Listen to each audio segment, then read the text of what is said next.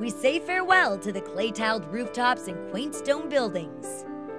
And hello to the sparkling waters of the Canal Du Midi. It's a 150-mile-long waterway that connects the Atlantic Ocean to the Mediterranean Sea. Built because the original route was plagued by pirates and dicey seas, the Canal Du Midi is an inland shortcut, but it's not short on beauty.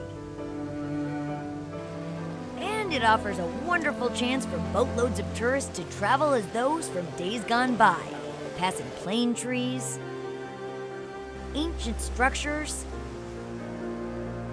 and exquisite countryside through the south of France.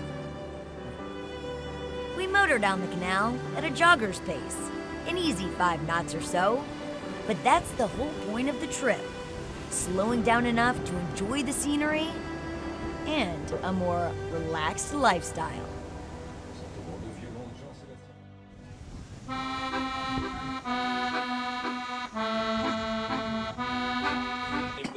Stopping for a bite of cheese washed down by a bit of wine isn't an option on the Canal Du Midi, it's a way of life.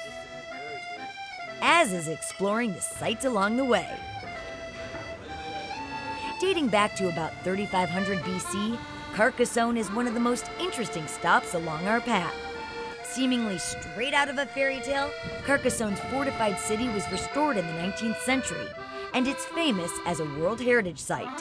But it may be most appreciated for its scenery at night.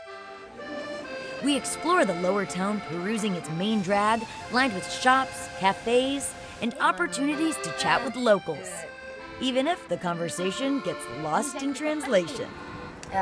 No, Inglés. Anglais. Nearby, we venture through an open-air market to stock up on supplies of fruits, spices, our favorite, stinky cheese, Très bien. and other delicacies. Oh.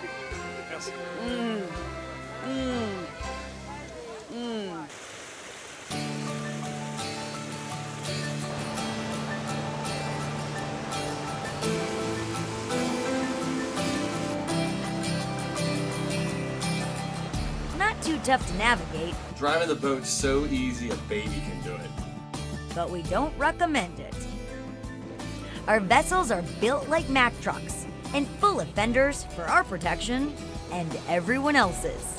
They're essentially floating bumper cars, and we're thankful for it when we tackle the snug confines of the locks.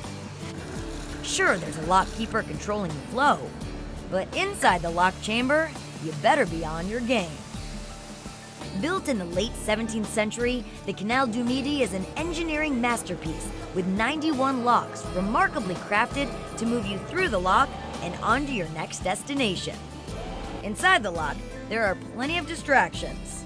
Lock keepers' houses accessorized uniquely, feet a bit quirky with handcrafted, humorous art, or outfitted in nature's best. But what you really need to focus on is getting through the lock safely. Here's how it works.